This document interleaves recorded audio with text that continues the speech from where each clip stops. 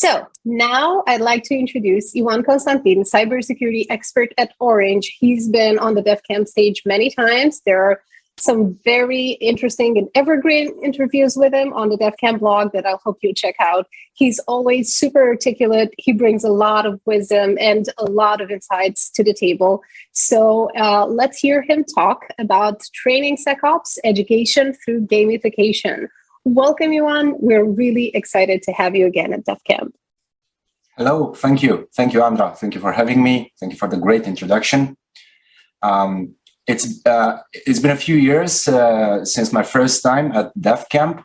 And although I did have the opportunity to share some of my wisdom with you on stage, this is my first time that I'm actually doing this from home in pajamas.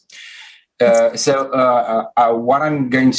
I'm proposing is that we have a bit of a relaxed storytelling mixed with some presentation, with some slides, with some insights we have from our involvement and our projects in education. And then maybe set aside some 5, 6, 7 minutes for some Q&A. And of course, I invite you to, connect to the other presentations and the other interventions in this track and the track 2, because they are filled to the brim with very interesting topics, with lots of interesting people, of course. I'm going to share my screen, and this is one of the things that I'm actually saying, I have to say at least 20 times each week. There you go. The stage is yours. Great. Thank you. I'm going to go over some of the things that we are doing to better train and educate young people wanting to engage in cybersecurity. And I'm going to focus on SecOps, on security operations specifically. This is because, as you will hopefully see, this has to do with the outcome of our efforts in education. So, without further ado, I'm going to jump into this. Let's discuss a bit how we usually go about learning cybersecurity. There are different methods and, of course, different ways of doing this, but I'm going to focus on the didactic method and the self-taught method.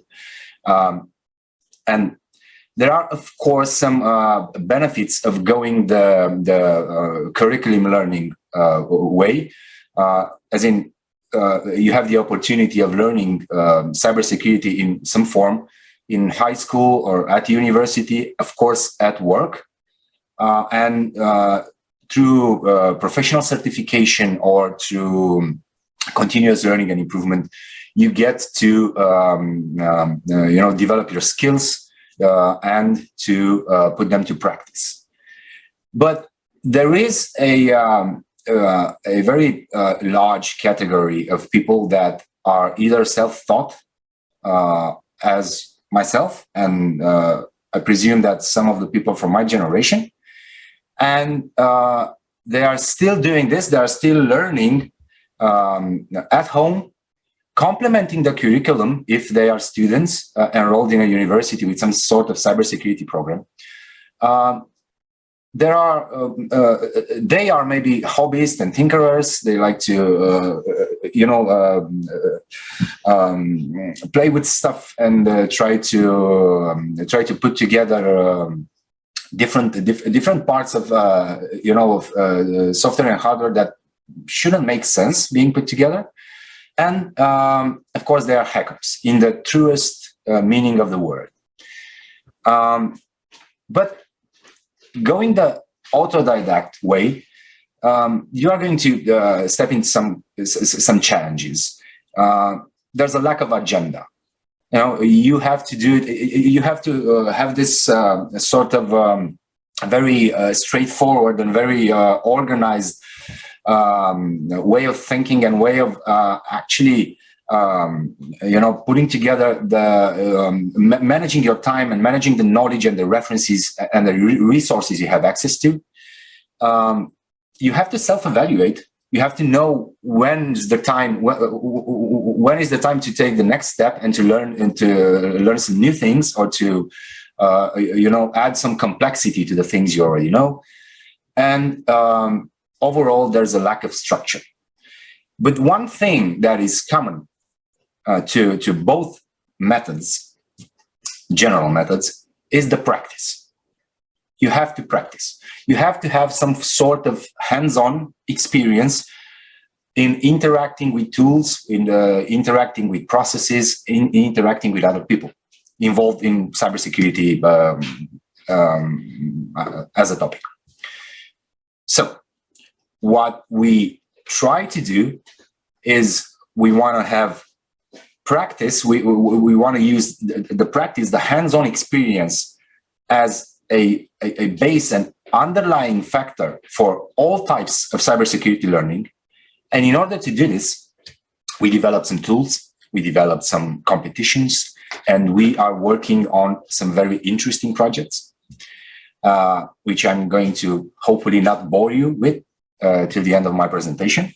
But until then, bit of storytelling, and it's a bit of story time. And I'm sure you heard this like millions of times, but this is meant to highlight some of the things that we can actually push forward and actually use and reuse in order to improve the way that we we enable learning by training, by hands-on. So back in the 1990s, and this is when I started, school and started interacting and using computers. Somewhere in small town Romania, you had maybe two ways of going about learning any type of knowledge related to computers and to IT in general as a factor. You could do it in school. But unfortunately, back then, school taught you some basic Windows stuff, some code writing in very outdated languages at that time. You could go about and learn some computer stuff outside of school, but this was maybe one of two computer clubs in smaller towns. Not sure what the situation was in Bucharest or in Cluj, but back then, where I was born and I was raised, we had one computer club, and we mostly learned basic stuff on some Soviet ZX clones, which was very appealing at that time, but not necessarily useful for the line. And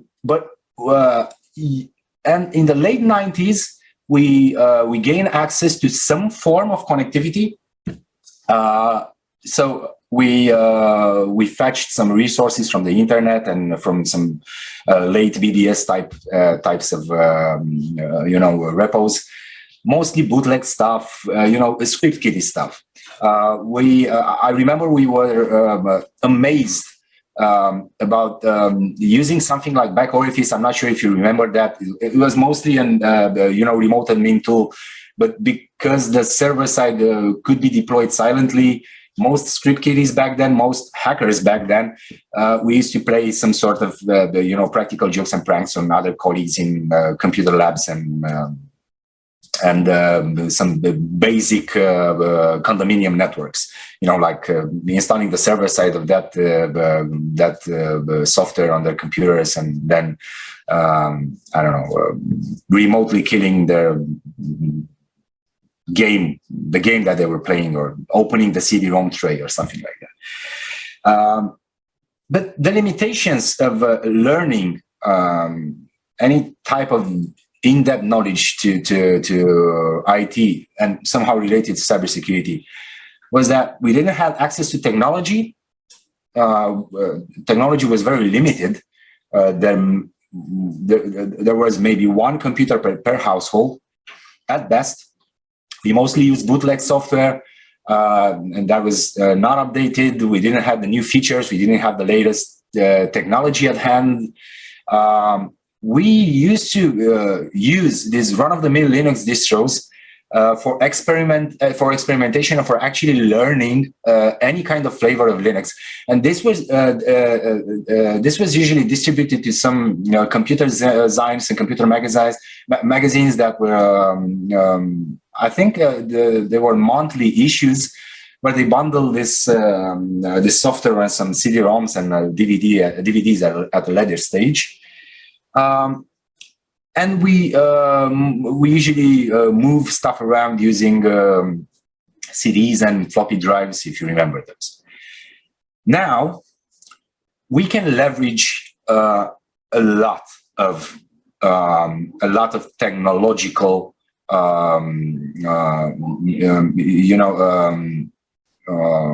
capabilities in order to learn and to train in cybersecurity and to train in cybersecurity.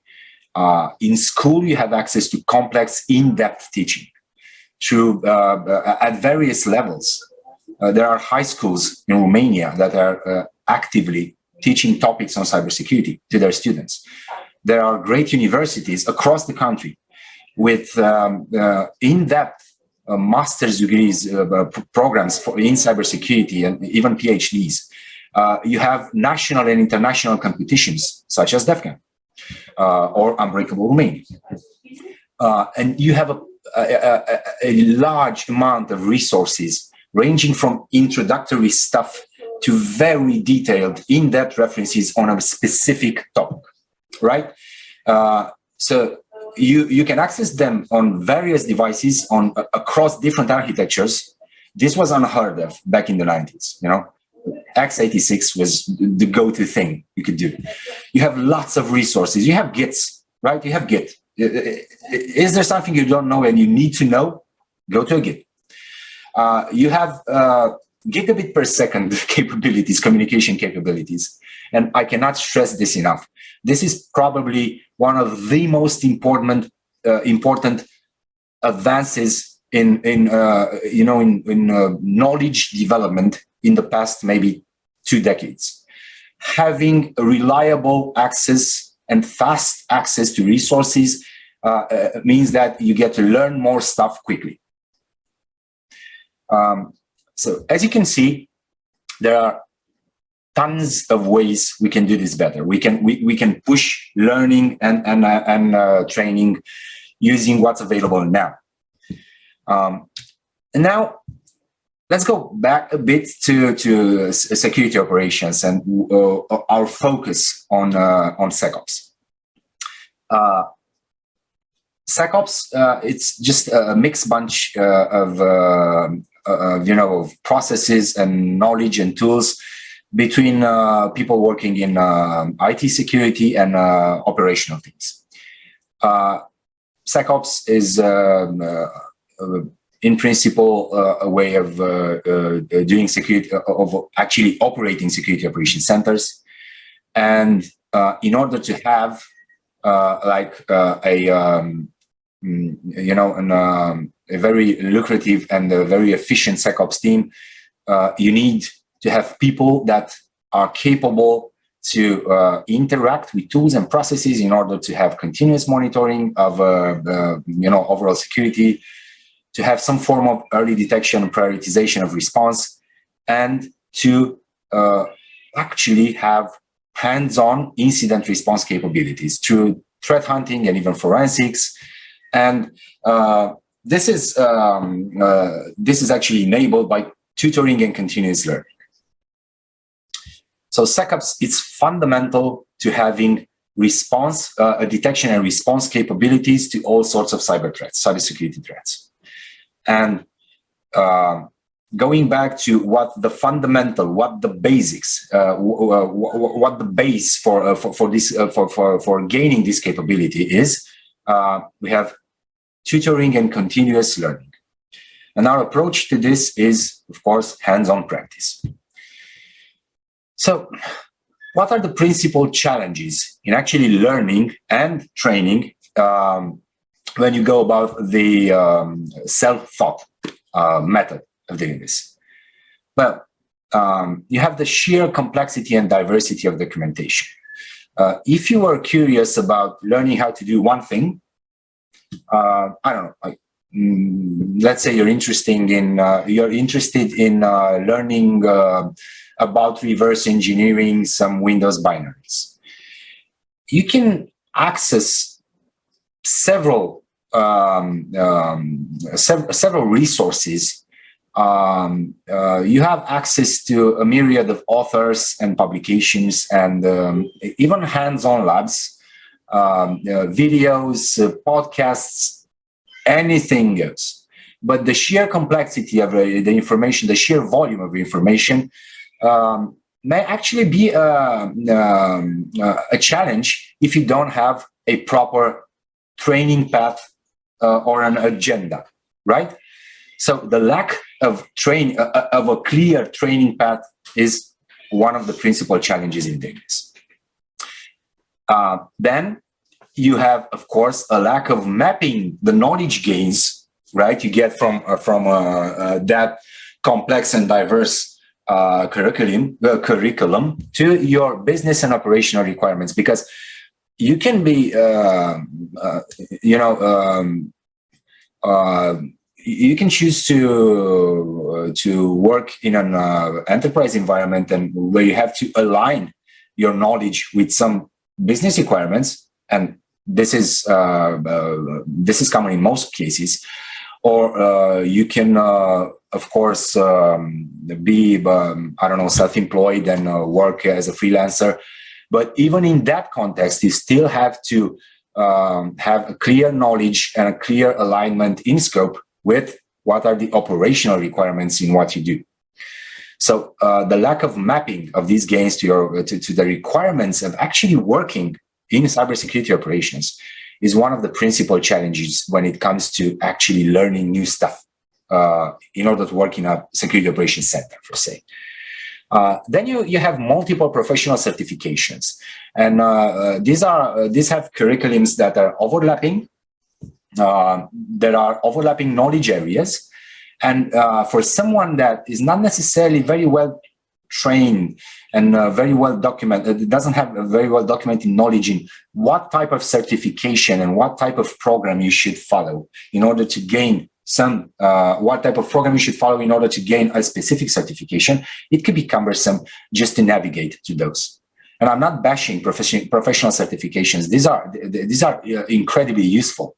But in order to have someone, in order to guide someone through a career path, and as a milestone, have them access some sort of training program followed by certification.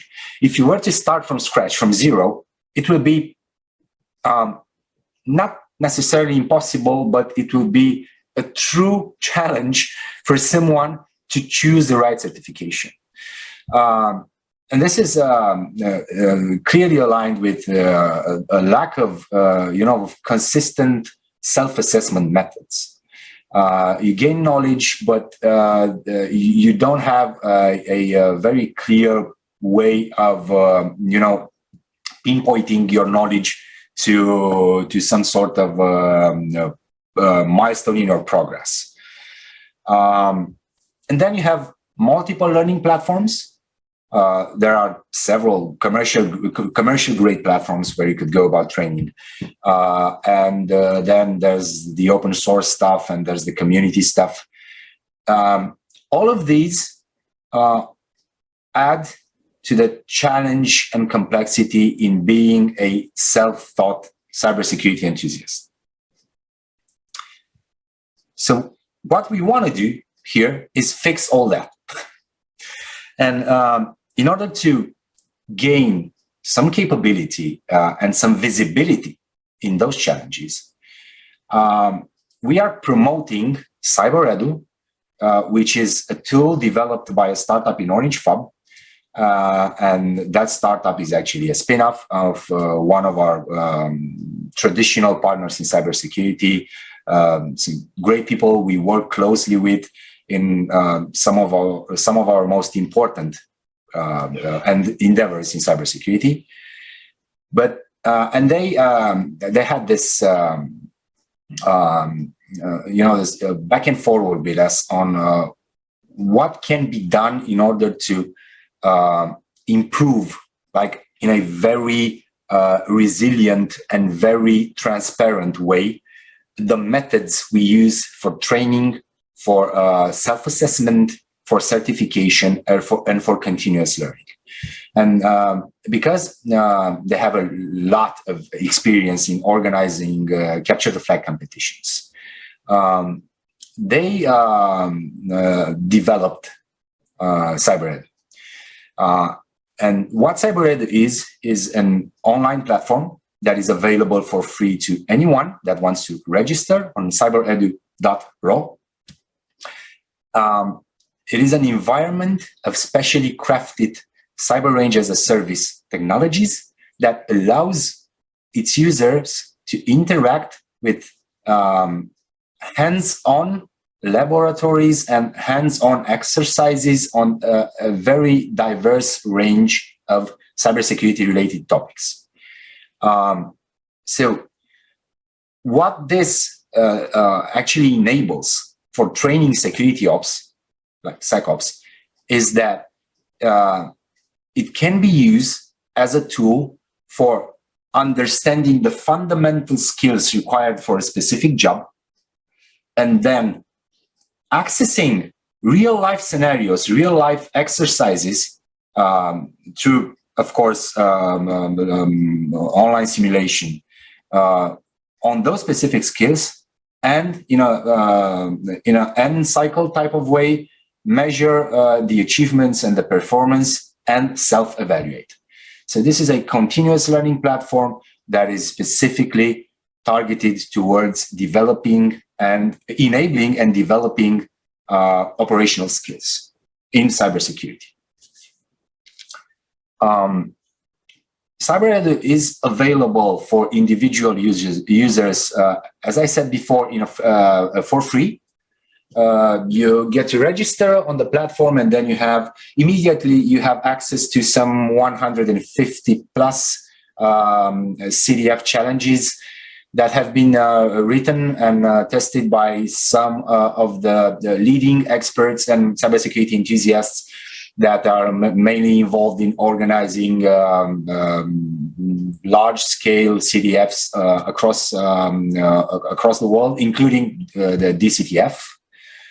But for companies and for universities, there's a specific and a special site, a special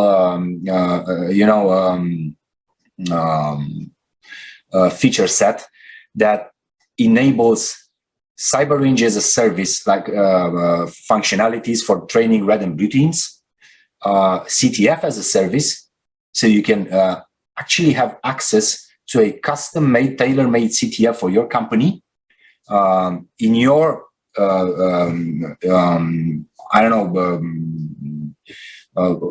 for your IT or OT needs, like tailored for your specific business vertical.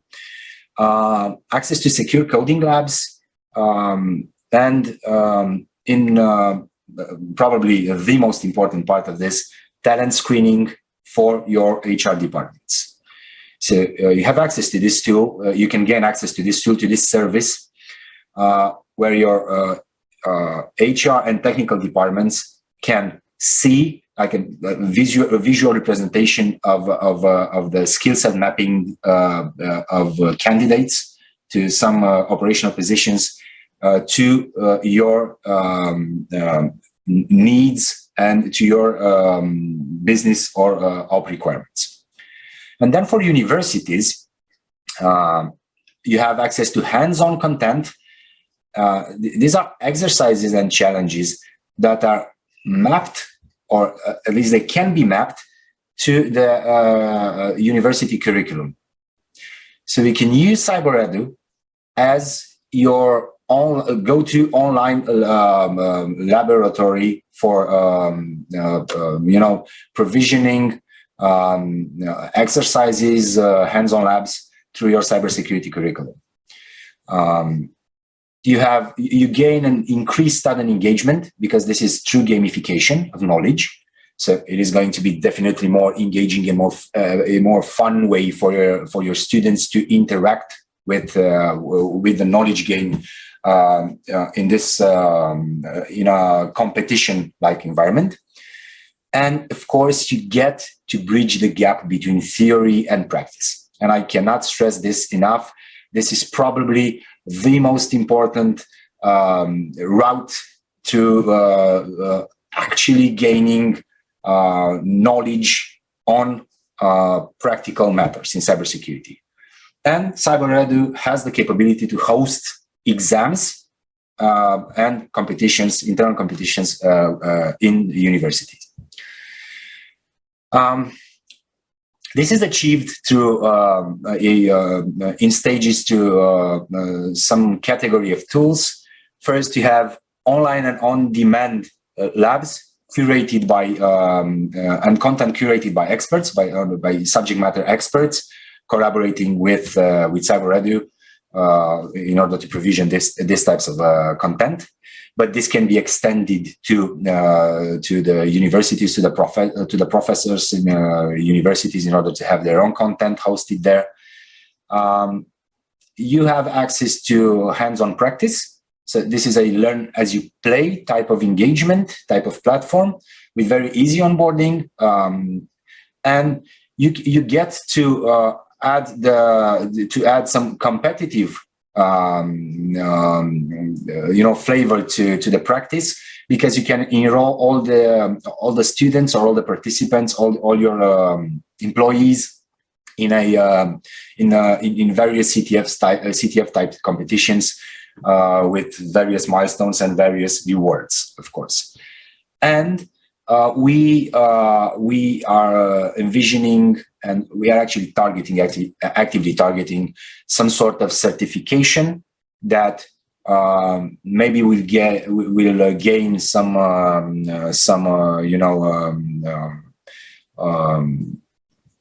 type of recognition in the industry while using Cyberedu. There's just a few screenshots of the dashboards. I'm hopeful that some of you, those that are not do not have a registered account on Cyberedu, will register and get to interact with some of the challenges there. You have access to challenges across various levels of difficulty and across various topics. You can see and you can interact with some of the competitions that are actually hosted either through Cyberedu or some other platforms. But this is a very useful way of having access to a calendar for CTF competitions and tracking your progress there. And one of the most important assets that Cyberedu offers to companies, to businesses, is that it has the ability to map the challenges in the platform to some of the skills that can be gained in order to respond to specific requirements of different frameworks that are actively being used in many businesses all over the world, such as MITRE ATT&CK. So you get to train here either on a very clear topic, as a clear path in one topic. Let's say you're interested in gaining some type of knowledge in command and control. You can follow the exercise. You can actually solve the exercises in that column, and you can follow your progress in an individual report type of way. Or you can map your knowledge and your actually knowledge gains through OWASP, the web security framework that is widely used by companies hosting all types of web applications or web services. This mapping is one way of just one of the ways that Cyberedu allows you through which Cyberedu allows you to monitor your progress. but you have access to an individual performance report that is continuously updating as you interact and solve the challenges that you have access to. And for businesses and for universities, you can gain access to a more comprehensive overall training report and progress report across your employees or your students. So this is Cyberedu. I cannot, I cannot stress enough the importance of having this, having access to this type of tool and this type of knowledge, because Cyberedu can, bridge the gap between your goals of achieving, of gaining knowledge in cybersecurity and all the challenges in your path in doing so. Unbreakable Romania is a competition that is actually using Cyberedu as a platform. So this is a first implementation of Cyberedu in a CTF context. It's an online CTF competition targeting high school and university students, but it does have a category for people wanting to participate just for fun. The participants can register and can gain access to webinars and courses that are taught by professional experts and academic partners in cybersecurity. We have a national scoreboard that is available on the website on unbreakable.ro, and we have individual and team challenges with a detailed performance report for both individuals and teams. Unbreakable is rolling out its second season, the autumn-winter season for 2021, as we speak. And in both the first season and this actual second season, the participants had access and have access to introductory and advanced courses and webinars on various topics, from fundamentals of cybersecurity and technology using cybersecurity to more advanced stuff like forensics and reverse engineering executables and services enumeration, exploitation, just to name a few. And these are webinars that are offered for free to all participants and are hosted by subject matter experts in these key areas. We kicked off Unbreakable with a pilot event in late 2020, if I remember correctly, and we were overwhelmed by the interest from the participants and all the positive feedback we received on this competition alone.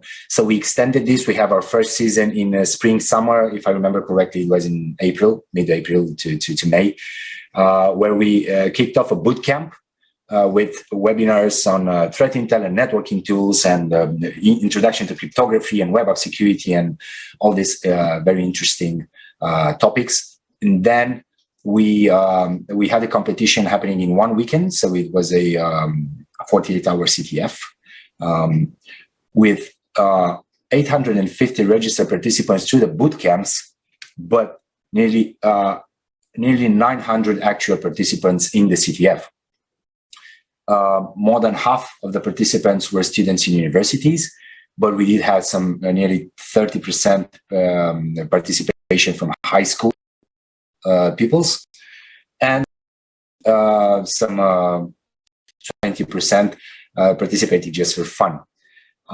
We gained the first flag in 30 seconds, and there were nearly 12,000 attempts at solving the exercises, with nearly 4,000 successful attempts. All the solves were reached after 28 hours. And this is a dashboard for just for the first season. And we are now currently in the second season, and across are at least as good as they were in the first season, but in most areas they are actually better. We are hoping that Unbreakable will become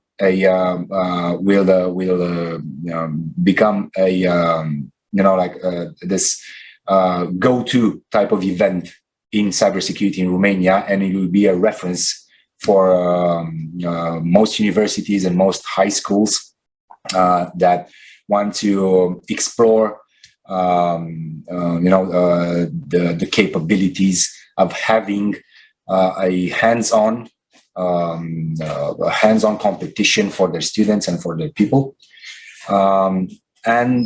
We are very much looking forward sharing with you the results of the season 2 of Unbreakable, or actually the season 3, maybe next year of DefCamp. And I'm going to move to the latter part of my presentation. Hopefully I didn't bore you too much with this. This is the education SOC, or the edu SOC, as we very unamusing and very, not that great sounding, are calling this project of ours.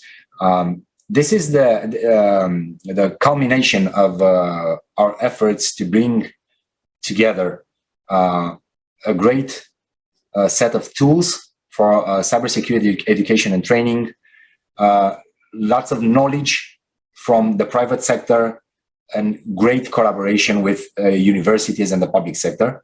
We want to bring this type of interaction between these types of entities under one roof.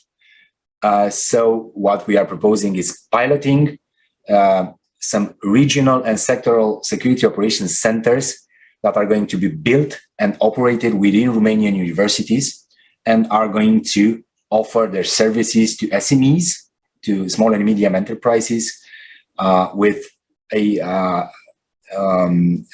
very heavy, profiling of the specific needs of the business verticals and the regional context in which they operate. In order to do this, we partnered up with some of the most important universities in Romania, and I thank them for their collaboration. And we want to develop and maintain the security operations centers together with our partners, startups in cybersecurity, and our corporate partners. We want to have these SOCs operating on a three-pronged approach. In principle, we want to have a learn-as-you-work approach to operating these services, because the actually SecOps that are going to work in these SOCs are students in these universities.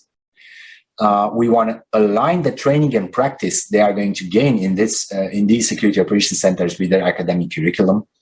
And of course, have an alignment between the certification and performance evaluation with their academic evaluations. And then we want to reuse. This means that we need to adapt in the southeastern part of Romania through collaboration with one university in Constanța. We are going to target some companies in the hospital. So we want to have the SOC in the university, like operated by students, on a three-level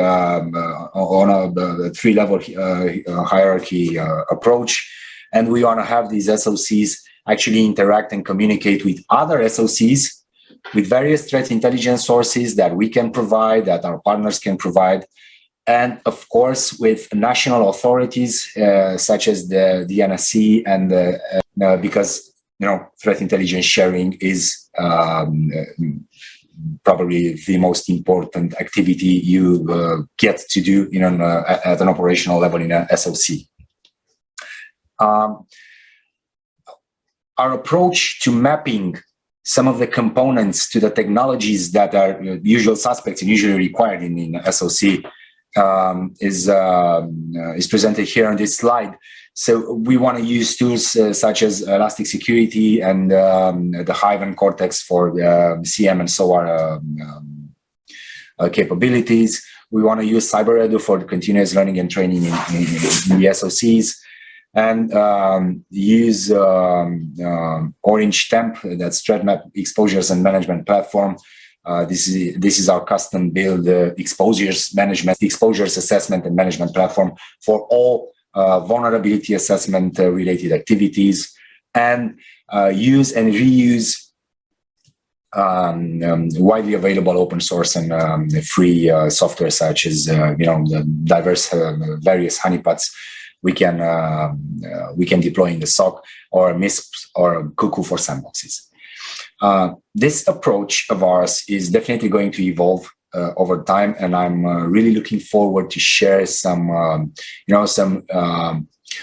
maybe day 2 or day 3 results after the first pilot of our SOC, maybe next year at DefCamp.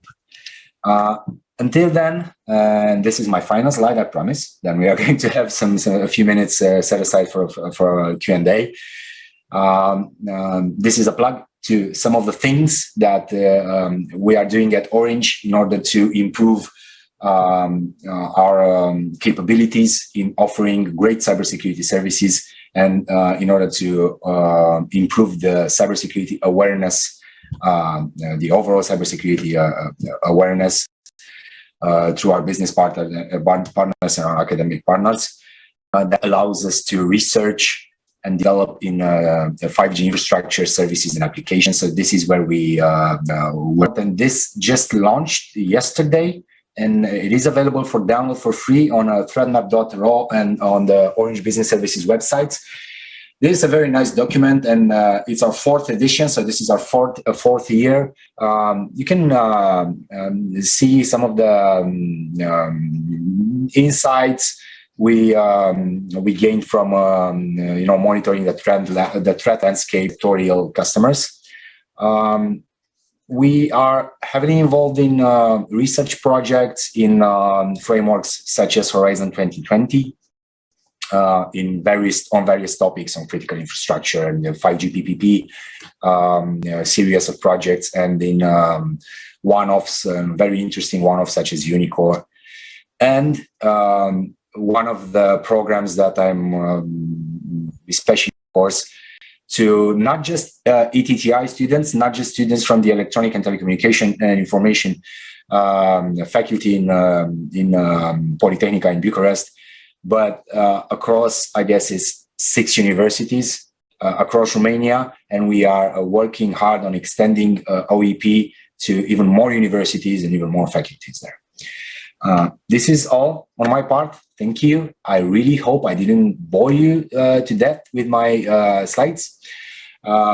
This was an interesting pair and present, because some of the things that that I mentioned here in these slides are actually we are very early in our pipeline when it comes to actually developing and piloting these things, such as the educational SOC. So I really, really hope that by next year I will be able to get back to you with some good news on this. And I guess so much. sorry, go ahead. I didn't want to butt in. I just wanted to stress that we can now have maybe a few minutes for Q&As, if there are any Qs, of course. Thank you so much, Iwan. This has been so comprehensive. This is just absolutely unbelievable to see how fast Cyberedu has grown and how many things have happened in the past year. To me, that's been amazing. I remember when it launched. It feels like many years ago, although it was only like last year. From the day that it was launched, it is amazing to see the steps, the practical and very impactful steps that you're taking to actually making a difference in how cybersecurity education happens on a younger and younger age, so we can get people invested in the industry and help cultivate their talents, help amplify them, and help them find their way. Because it is true that young people today live in a world full of possibilities, but that doesn't make it any easier, just like you mentioned, to pick and choose what you do next, what your next project is, what you're going to learn next. That is such a big challenge, and just helping them on their path to find clarity and focus and develop those skills, I think, is so, so important.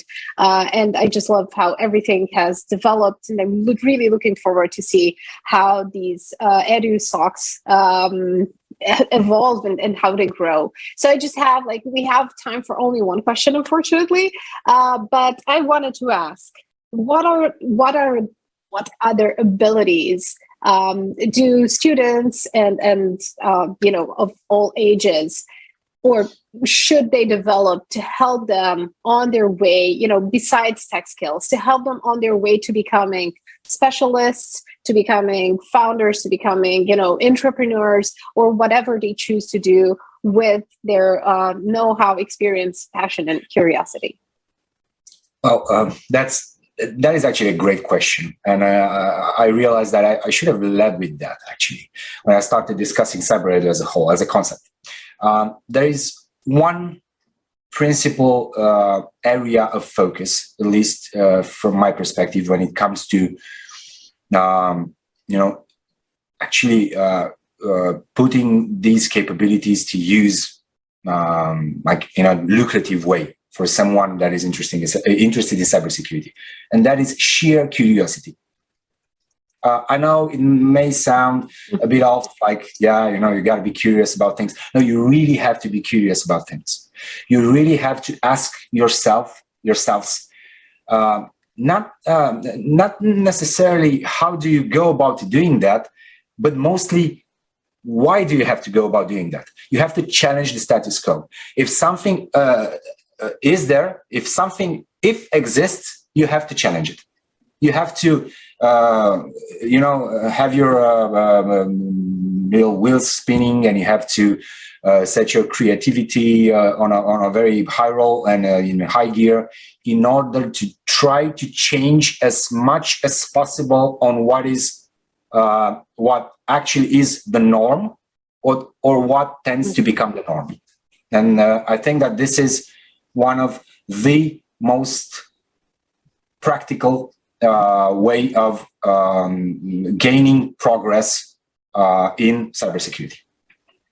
I totally agree. Critical thinking and systems thinking, those are two abilities that aren't only helpful in your, let's say, professional, where you and the way that you apply your skills and knowledge in the professional kind of field, but they're also great abilities to develop for yourself, and they'll help you in any situation in life, including your personal relationships. So thanks so much for highlighting this. Thank you, Iwan. Just to let everyone know who's watching that they can connect with you on the platform. They can send you messages. I know that you're very open and very collaborative. So thank you for this, for your generous contribution, and for all of the work that you're doing, and how consistent and just incredible it all is. We appreciate you so much.